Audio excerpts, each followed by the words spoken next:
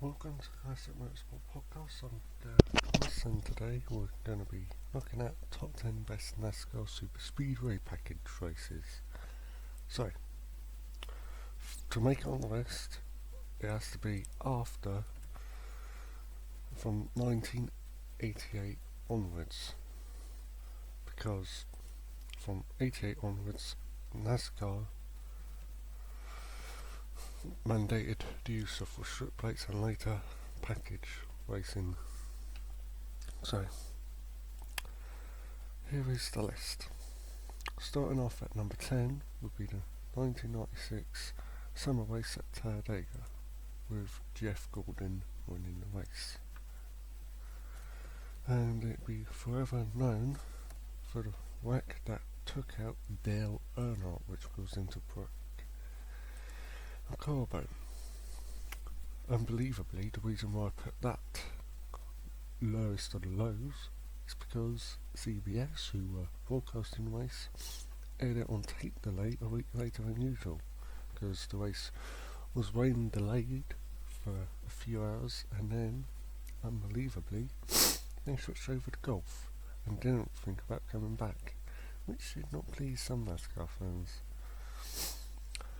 And basically, it was between Earnhardt, Stoneman and Ernie Irvin as the main contenders, and basically all three wrecked, but because of sunset and darkness coming in, they had a 5-lap shootout, which took it basically, which meant it was quite shortened, but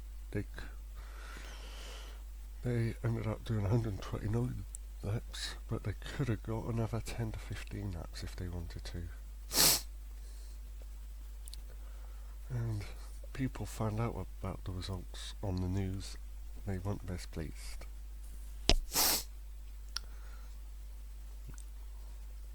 Number 5 on the list is Dale Jarrett's last Cup victory, also at Talladega in 2005, the EA Sports 500.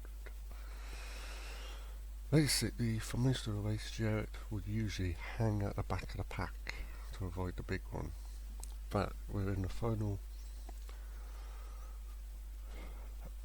50 to 100 laps he was on his charge, and basically when the caution came out he was already ahead of Tony Stewart,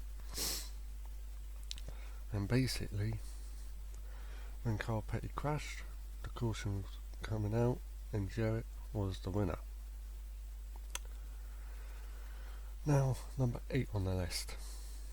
This is quite a controversial one. The Coke 0400, which Tony Stewart won. At most plate tracks, Stewart was also known for his cautiousness. But in the final 10 laps, he was on a charge, and on the final lap, he was second, behind Kyle Busch. Unbelievably, heading towards the tri-oval, Stewart decided to turn Busch into the wall, so that Stewart could get the win. I have to say, not the wisest of overtakes, but I certainly say it did cause a big one with the wreck, and stunned a lot of fans watching at home. Number 7 on the list is the 2002 EA Sports 500, a race that was dominated by fuel economy. Because the race went green all the way, it was down to fuel economy. Dale Earnhardt Jr. was leading most of the race and ended up fending off most of the guys while running on fumes. And I have to say, few mileage races aren't the easiest to watch. Number 6, once again a Dale Earnhardt Jr. victory, but perhaps his most toughest. 2003 Allen's 499. Jr. had to start from the back and was charging when on lap 4 Ryan Newman lost his right rear tyre and caused a big one. Junior was involved and half a dozen cars were also involved. Since Junior's car was involved, it damaged the left front fender, but because under a pace car, that would, under pace car, it would take around 3 minutes to get around, so it would give Earnhardt Incorporated, which was the team Junior was driving for at the time, enough time to rebuild Junior's car.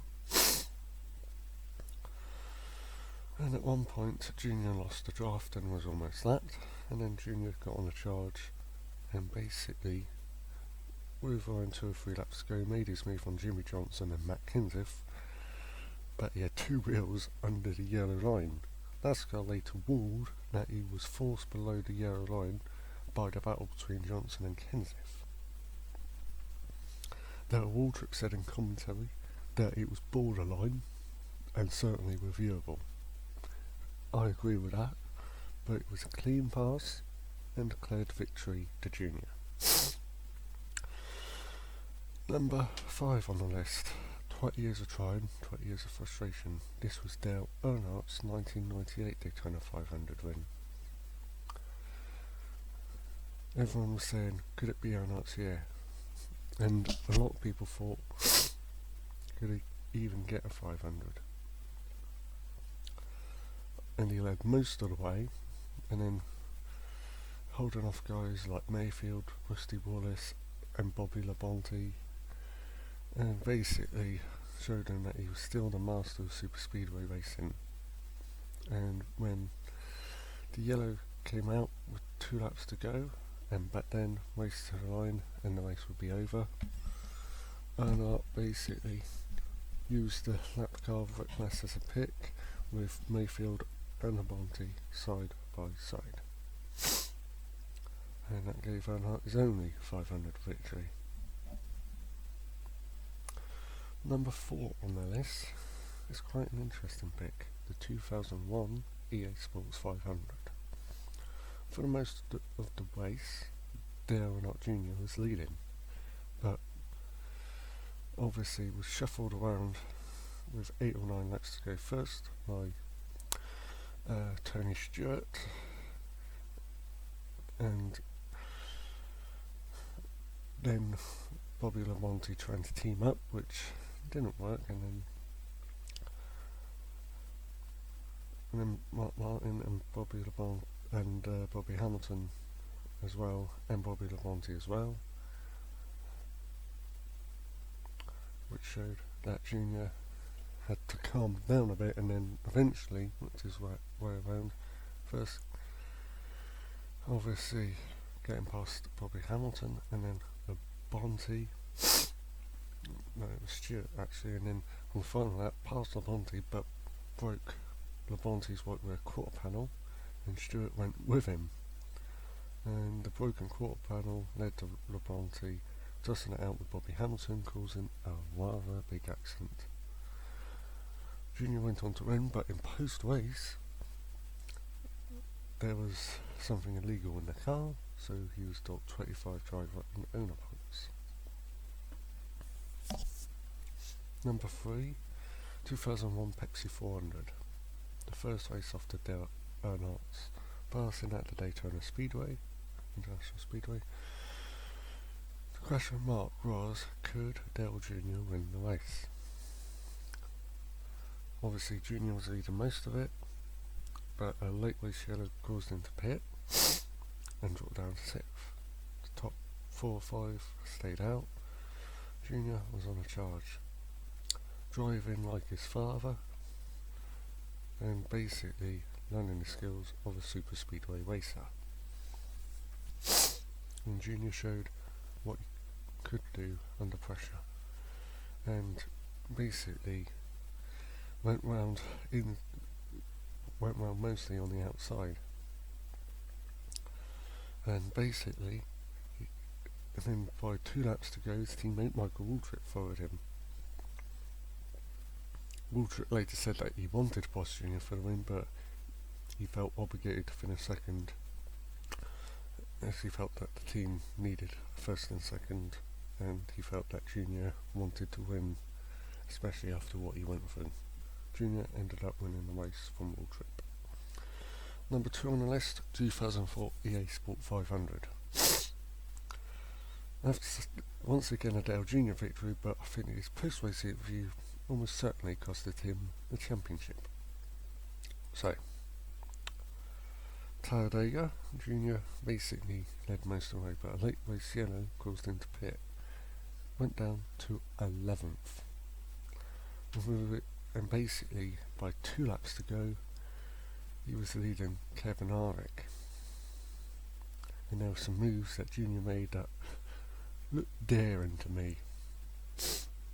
And I have to say, I would have done the moves myself. About the post-race interview, Junior said a swear word live on air and was docked 25 driver points. That almost certainly cost him the championship. But I think his driving that day was marvellous. But the number 1 pick would have to be Dale Earnhardt, the 2000 Winston 500. One of the best drives of Dale Sr.'s career, and the last ever Cup win before his untimely death in 2001. Dale Earnhardt was down in 18th place with about 10 laps to go. Everybody thought he wasn't going to win, but Dale Sr. was not going to be denied. And he passed guys left, right and centre. And then by the time that he got to Mike Skinner with 2 laps to go, he was already out front with Kenny Wallace and Joe Nemechek following. And because he won the race, Earnhardt got the $1 million bonus as he was in a Noble 5, which meant he was in the top 5 from a previous Noble 5 race and was eligible to win $1 million, which his son Dale Jr. did in 2001 and 2002. I have to say that was basically the 2000 Winston 500 was certainly one of Dale Sr.'s best ever races. Those are my top 10 picks for the best Superspeedway package races. Hope you enjoyed it. I'm Gareth Thomas. Thank you for watching. Goodbye. And also to my audio listeners that are listening, remember, like, share and subscribe.